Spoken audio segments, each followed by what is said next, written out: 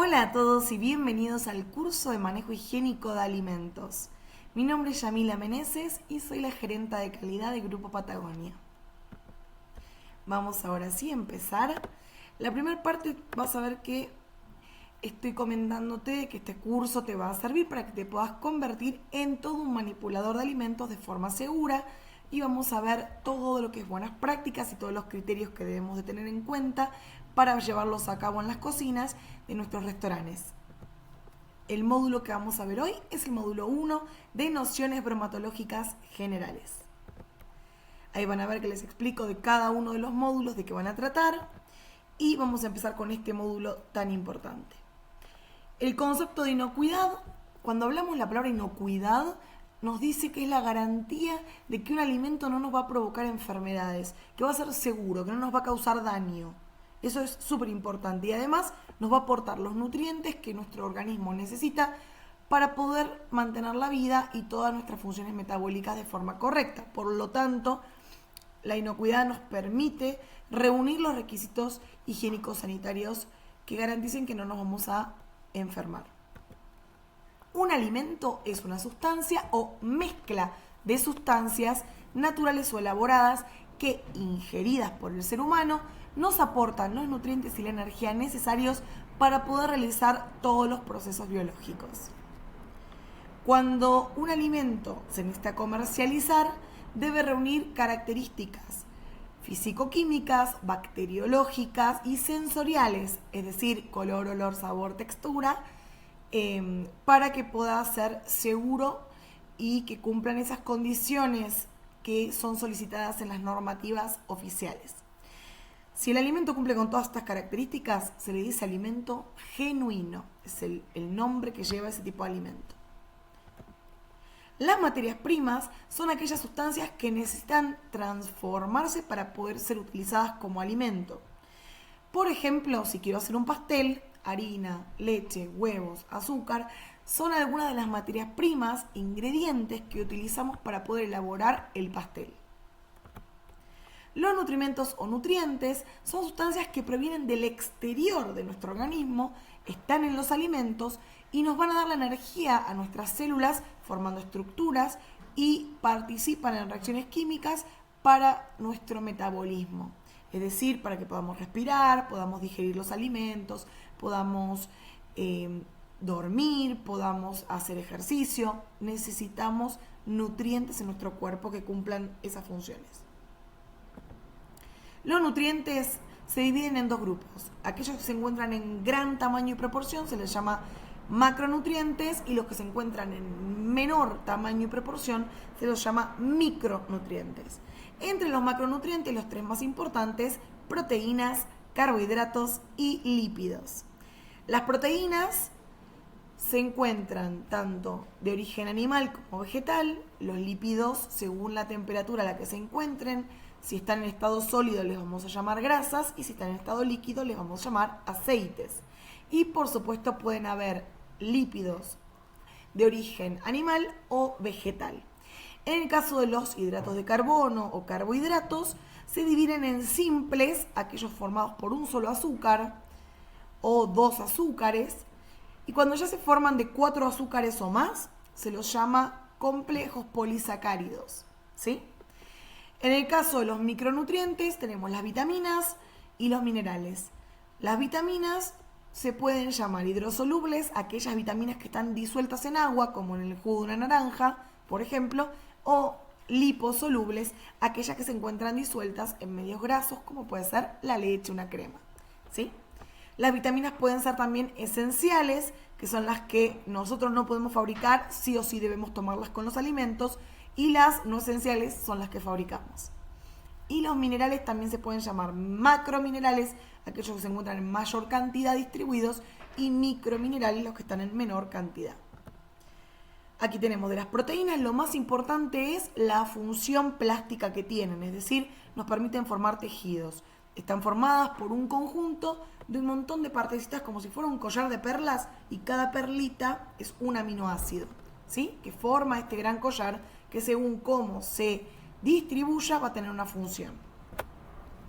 Los lípidos, como dijimos hace un rato, son la reserva de energía Como decíamos, los lípidos son la reserva de energía para nuestro organismo y también forman funciones estructurales. Vamos a continuar con los carbohidratos, hidratos de carbono o glúcidos o azúcares, que la función principal que tienen es aportarnos fuente de energía. Energía que nos permite hacer todas las actividades de ejercicio, comer, respirar, dormir, todo eso. Y, como dije antes, se lo dividía en los hidratos de carbono simples, que son los azúcares más pequeñitos, como la glucosa, o el azúcar de mesa, o el azúcar de las frutas o de la leche, y los hidratos de carbono complejos, que son los que se encuentran formados por los cereales, los derivados como los almidones, las harinas, las legumbres. La fibra celulosa es súper importante. El aporte de fibra puede ser tanto fibra soluble como fibra insoluble. La soluble es la que viene de frutas, legumbres. La insoluble viene de los cereales, de algunos frutos secos. Pero lo importante acá es que es un tipo de azúcar que el ser humano no puede digerir, pero sin embargo, aunque no lo podamos digerir, lo necesitamos para que funcione bien nuestro cuerpo, nuestro tubo digestivo y nuestra salud, ¿sí? Después habíamos hablado un poquito de vitaminas y minerales antes, así que voy a hacer un pequeño repaso de lo que habíamos dicho. El organismo no los puede fabricar, por lo que se los considera nutrientes indispensables a los micronutrientes. Por ejemplo, la cocción muy prolongada de algunos alimentos puede hacer que se pierdan vitaminas. Por ejemplo, cuando se pasteuriza la leche, perdemos muchas de estas vitaminas que luego ustedes ven en los envases que dice adicionada, fortificada con hierro, con calcio, porque es todo lo que perdió con el tratamiento térmico, ¿sí? El agua es indispensable para el mantenimiento de nuestra vida y participa en un montón de funciones, no solo en la circulatoria, regula la temperatura corporal, la eliminación de los desechos, todos los procesos metabólicos. Es muy bueno consumir agua porque nuestro cuerpo tiene un 75% de agua. Aditivos. Bueno, son sustancias que le agregamos a los alimentos. Está muy demonizado hablar del aditivo, pero realmente es un tema muy interesante porque cuando hablamos de aditivos hacemos mención a aquellas sustancias que le agrego un alimento cuando necesito. Por ejemplo, que dure, que se extienda la vida útil, que dure mucho más tiempo en góndola, o si voy a, por ejemplo, no sé, preparar algún alimento, el color se realce, el sabor se realce o alguna característica en particular. Lo bueno es que hay aditivos naturales y aditivos artificiales. Cada uno va a elegir según lo que necesite para el tipo de producto que va a elaborar. Y esta palabra que puede ser nueva para todo el mundo, los coadyuvantes de tecnología. Estas son sustancias que se usan normalmente para facilitar la preparación de un alimento, pero que no se consume en el alimento. Por ejemplo, si yo quiero desmoldar un pastel, le puedo poner para facilitar un coadyuvante de tecnología que permita que se despegue de la fuente, de la superficie. O, por ejemplo, como es muy poca la cantidad que se utiliza y al fin de la producción no se obtiene algo de coadyuvante, es que no se lo necesita poner en el etiquetado. Es como, no forma parte del alimento final. Entonces, no necesitas agregarlo en la etiqueta. El manipulador de alimentos es la persona que por su actividad laboral toma contacto con los alimentos, puede ser en el proceso que le toque, que esté, por ejemplo, en cocina caliente, cocina fría, producción, o donde sea que le toque. Tiene una gran responsabilidad para prevenir las enfermedades transmitidas por alimentos y lo que más pueden hacer es controlar dentro de sus funciones. Por ejemplo, si se lavan las manos, controlan de alguna manera que esos microorganismos no generen una contaminación. Con la limpieza lo mismo, con las buenas prácticas también. Tenemos tipos de alimentos: genuino, alterado, adulterado, contaminado y falsificado. Vamos a ir a ver cada uno de estos. Ahora sí vamos a continuar con los tipos de alimentos. Vamos a hablar de alimento genuino, que es aquel que cumple con todas las características que nos exige la normativa oficial. Es decir, aquel que está cumpliendo con lo físico-químico, bacteriológico, lo sensorial o organoléptico, color, olor, sabor, textura. Cumple con todo el etiquetado regular y rotulado legal. Es aquel que tiene, digamos, que cumple con todas las características que tiene que tener ese alimento como tal. Luego tenemos el alimento alterado. Y el alterado no significa necesariamente de que te va a enfermar, pero el alterado sufre un cambio por causas naturales de forma física, química o biológica, o quizás por algún tratamiento de conservación que no fue adecuado, y empieza a sufrir cambios que deterioran y van dañando su aspecto y sus características de color, olor, sabor, textura. Entonces te encuentras con una manzana oxidada, o te encuentras con un pan duro, o la leche que se cortó o está agria. No necesariamente eso está en mal estado, ¿sí? Pero sí está el alimento alterado, no está genuino. Luego tenemos el alimento adulterado, y es aquel al que se lo priva de forma parcial de algunos elementos que tiene naturalmente, reemplazándolo por otros. Voy a dar un ejemplo. Por ejemplo, que hagamos un aguacate y preparas un aguacate para hacer en una taquería un aguacate y le reemplazas parte del aguacate porque está caro por calabacita. Total, la gente no se da cuenta. Entonces lo vendes como algo genuino, diciendo, no, eso es aguacate. Pero resulta que tú sabes que le mezclaste una parte de calabacita. Ahí estuviste adulterando. A veces se adultera para abaratar costos, es algo intencional que se adultera, y otras veces la adulteración se está provocando por una falla o un defecto tecnológico. Esto es como decir, no sé, hago unas galletas de vainilla y me olvido la vainilla. Entonces, sí o sí necesito volver a reprocesarlas y ahí estoy volviéndole a meter nuevos ingredientes a esa receta. Por lo tanto, la receta original, la genuina, ya no estaría cumpliéndose, estaría adulterada. ¿Sí? Eso por dar un ejemplo. Alimento contaminado. Los alimentos contaminados se pueden dar por 3 tipos de peligros de contaminación. Alimentos por contaminación física, química o biológica, que ya la vamos a ver un poquito más al detalle. Pero lo importante aquí es que ustedes sepan que se puede dar tanto por agentes vivos, bacterias, gérmenes, o por químicos como pueden ser productos de limpieza o desinfectantes, insecticidas, crema de manos, perfume, maquillaje, o puede ser también que se dé por la presencia de alguna sustancia, algún objeto, cuerpo extraño. ¿Sí? El alimento falsificado es aquel que tiene la apariencia de genuino sin serlo. Es decir, puede ser como aquí damos el ejemplo del chocolate Hershey's. Se vendía en todos lados, la gente creía que era chocolate Hershey's y en realidad ese chocolate no era nada de Hershey's, no se fabricaba en Hershey ni con la materia prima de Hershey's, ¿sí? Esto es falsificado, me hago parecer algo que no es.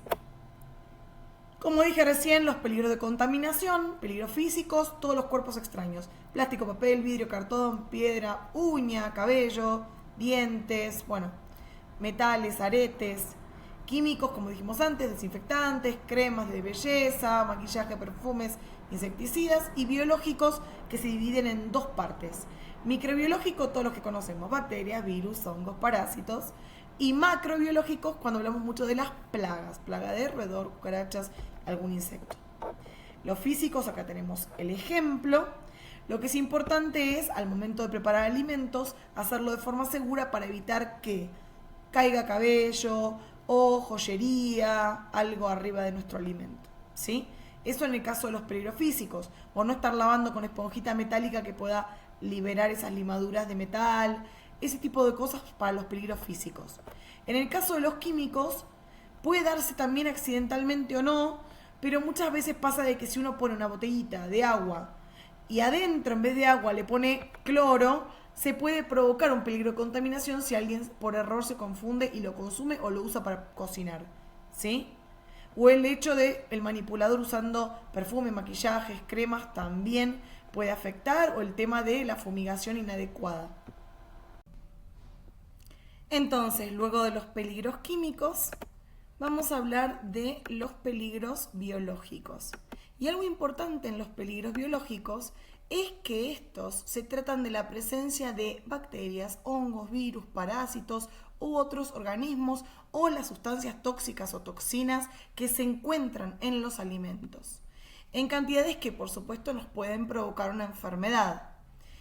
La presencia de plagas o residuos de plagas, que puede ser, por ejemplo, excremento también del animal, pueden poner en peligro biológico si nosotros accidentalmente tuviéramos contacto o lo consumiéramos. Sobre todo por las fuentes en las que esos animales pudieron haber estado tocando excremento, tocando otras sustancias y sí nos ponen en peligro.